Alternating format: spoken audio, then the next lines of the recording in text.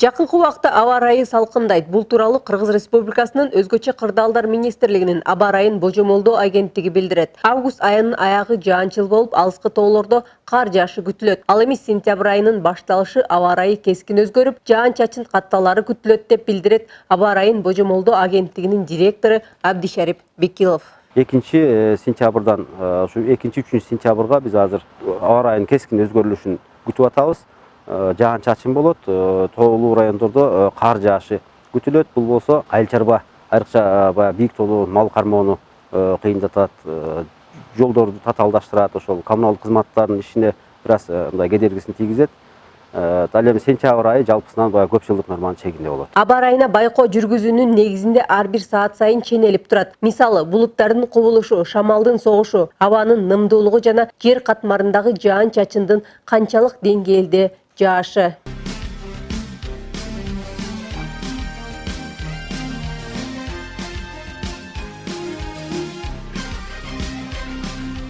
Капысынан каптаган туман жаандын кескин түрдө жаашына өбөлгө түзөт. Мындай учурда шашылыш билдирүү ар бир массалык маалымат каражаттарына күнүнө берилип турат. Мындай аба ырайы айрыкча алыскы сапарга бет алган айдоочулар мындай учурда шашылыш пландарын кийинкиге жылдыруусун адистер белгилейт.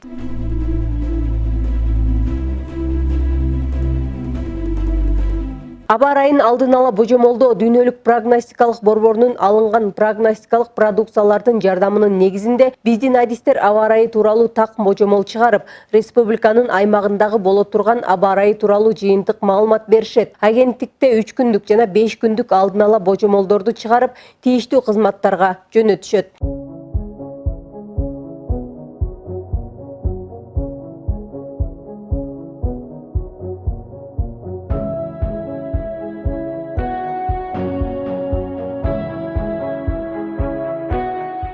Кыргызстанда гидрометеорология агенттиги учурда республика боюнча 34 кол менен иштөөчү станция бар. Ал эми заманбап үлгүдөгү автоматташтырылган метеостанция 56. Жакында дагы эл аралык долбоорлордун жардамы аркасында 25 автоматташтырылган метеостанция орнотуу планы каралууда. Эгер бул жабдыктар ишке киргизилип калса, гидропостторго атайын тандалган жерлерге коюлат.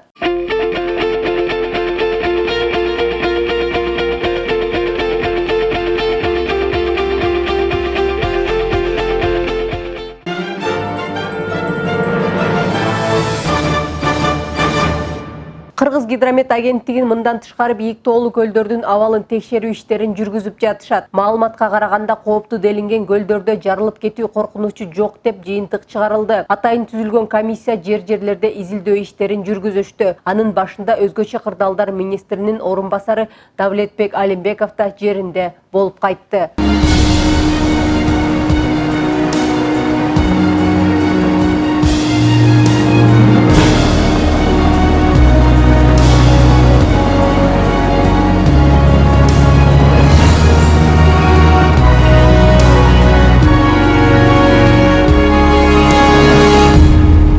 Сел суу ташкындары үчүн быйылкы жыл тынч болду. Азыркы учурга түштүк аймакта суу ташкындары толук токтотулду. Өзгөчө кырдаалдар министрлиги тарабынан алдын алуу иштери улантылып жатат. Анын жүрүшүндө жээк бекемдөө, арыктарды тазалоо иштери кирет. Быйылкы жыл өтө мындай жакшы тынч жыл болду деп айтсак болот. Сел суу ташкындарына өтө мындай тынч жыл болду. Анан бүгүнкү күндө негизинен түштүк аймагында азыркы учурга карата суу ташкындары толук токтоду. Азыркы учурда өзгөчө кырдаалдар министрлиги баягы жазга даярданып, сел суу ташкындарынын алдын алуу боюнча жээктерди бекемдөө, арыктарды тазалоо жумуштарын жүргүзүп жатышат. Жазга даярдык көрүп атышат да, бул ыңгайлуу шарт жасалат. Ал эми биздин Ысык көлдө, Нарында, Таласта болсо азыр ошол айрым жерлеринде суунун кирип турган учуру биз ошолорду азыр байкоо салып карап туруп атабыз да.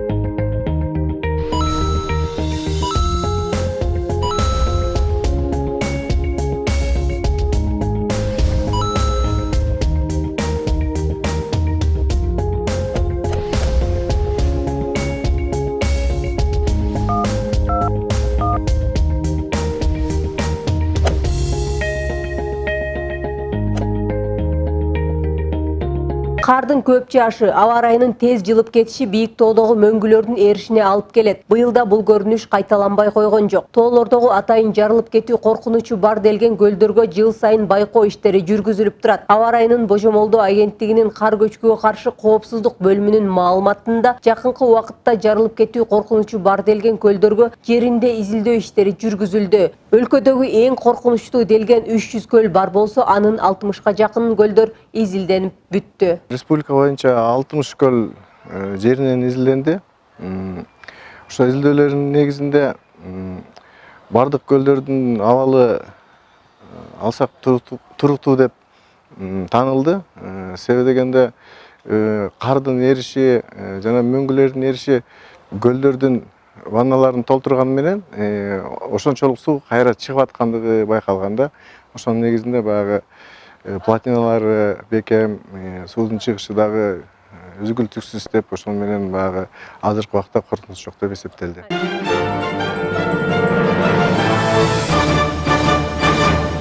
Быйыл жай мезгили калк арасында кырсыктарды алдын алуу максатында элдерге түшүндүрүү иштери байма-бай жүргүзүлдү. Өзгөчө Кырдаалдар министрлигинин Бишкек шаары боюнча башкармалыгы тарабынан жайкы сууга түшүү коопсуздугун алдын алуу жана өрт кырсыгын болтурбоо боюнча жерлерде окутуулар орун алды. Алардын катарын жергиликтүү тургундар жана соода жай мекеме ишканалар түзөт. Биздин соода борборлорунда, базарларда өрт тактикалык машыгууларды өткөрүп аттык. Биргеликте түшүндүрүштери, ошондой эле өрт коопсуздугу чыгып кеткен маалда кандай иштерди, өрт өчүрүүчүлөр келгенче кандай иштерди алып барыш керек, ошолор боюнча түшүндүрүү иштерин жүргүзүп аттык. Бул алдын алуу боюнча иштер быйыл жакшы жүргүзүлдү десем да болот. Жана ошондой эле Бишкек шаарынын 16 жерине LED баннерлер орнотулган. Ошол жерден жүгүртмө сап менен ошо рекламаларды көргөзүп аттык. Бул баягы эле сууга түшүү боюнча жана өрт коопсуздугун сактоо боюнча. Бишкек шаар боюнча жалпысынан 46 суу объектиси бар. Алардын 27си талапка жооп берсе, калганы түшүүгө уруксат берилген эмес. Министрликтин кызматкерлери тарабынан суу объектилерине текшерүү жүргүзүлүп, жергиликтүү тургундарга коопсуздук эрежелерин түшүндүрүп, профилактикалык иштер жүргүзүлдү. Анын жүрүшүндө 800дөн ашык тургундар катышкан. Алардын бардыгына маалымат баракчалар таркатылды. Мындан тышкары суу жээктеринен түшүүгө мүмкүн эмес делген атайын белгилер орнотулган. Бишкек шаарында орун алган Аларча дарыясы, Чоң Чүй каналы, Аламидин дарыялары бар.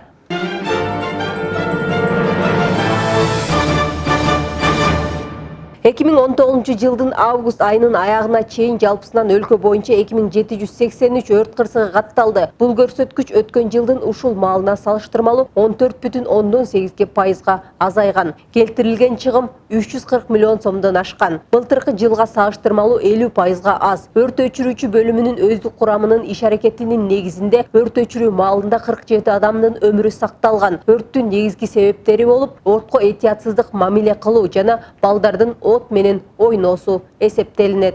Өрттөрдүн негизги себеби болуп, бул адамдык фактор болуп эсептелинет.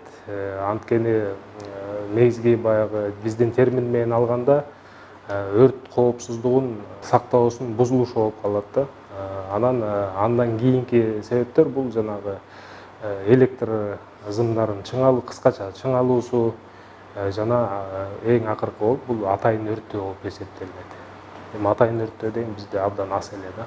Анткени в основном ошо чаап бүт урожайды жыйнап алгандан кийин өрттөчү да, кээ бирөө атайын эле өрттөп койчу да. Сары чөптү күйүп салалы депчи. Быйыл ошо жыйноого чейин эле көп ушерп болуп кетти.